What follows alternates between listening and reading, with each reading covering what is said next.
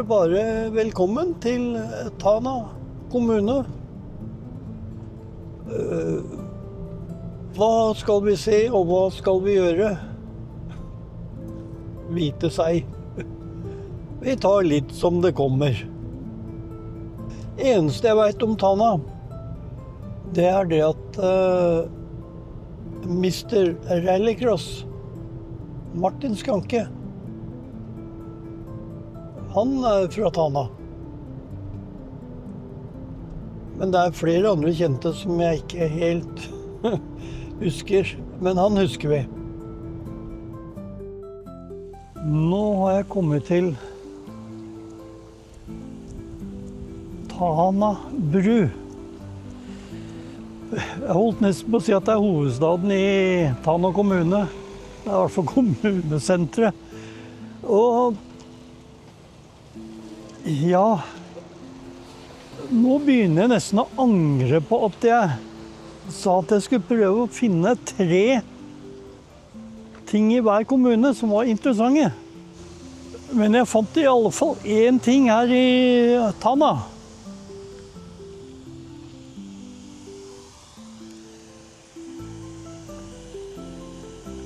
Og det er en verneverdig telefonkiosk.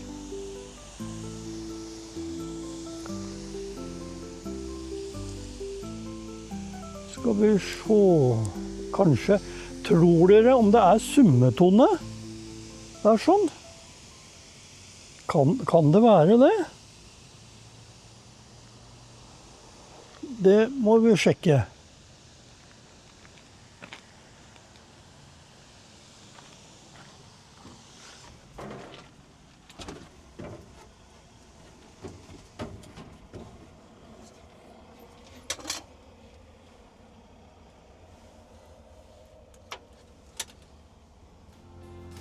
Nei, der var det lite summetone.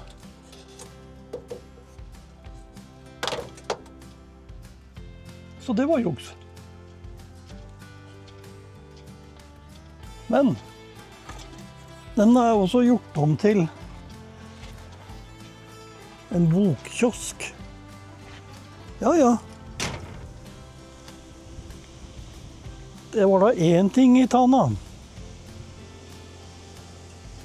Tana kommune, Finnmark fylke, grunnlagt 1864, kommunesenter, Tana bru, innbyggernavn, Tanaværing. Det er 4051,35 kvadratkilometer stort. Det har en befolkning av 2804, som gir en befolkningstetthet på 0,73 innbyggere per kvadratkilometer. 1363 husholdninger i kommunen.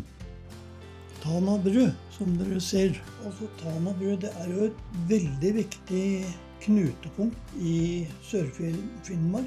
Det har jo vært 3 broer over elva. Den første broa, den ble bygd i 1939. Og når tyskerne dro seg unna i november 44, så sprengte de broa. Og det ble jo en gjenreisning av hele Finnmark etter at tyskerne dro. De brant jo ned alt som var, og ødela det de kunne ødelegge. Så det ble bygd opp en ny bro som sto ferdig i 1948. Og den holdt ut i 62 år. Da begynte den å bli litt utdatert. Så det satte i gang å bygge den broa som er i dag, i 2017. Og den sto ferdig i 2020. Og da var det jo også en veldig diskusjon om at den gamle broa da, fra 1948 skulle bestå eller ikke. For det var jo en sånn påminnelse om gjenreisning av Finnmark. Men den er nok borte. Den nye broa, den er bygd 100 meter sør for den gamle. Og jeg skulle gjerne vært oppe i Finnmark, oppe i Tana bru, når det er mørkt. Fordi den lyssetningen på den nye broa, den er fantastisk. Den er inspirert av det samiske flagget, og tårnet det er også inspirert av samisk lavvo. Broa i seg selv er 259 meter lang, og broa er 95 meter høy.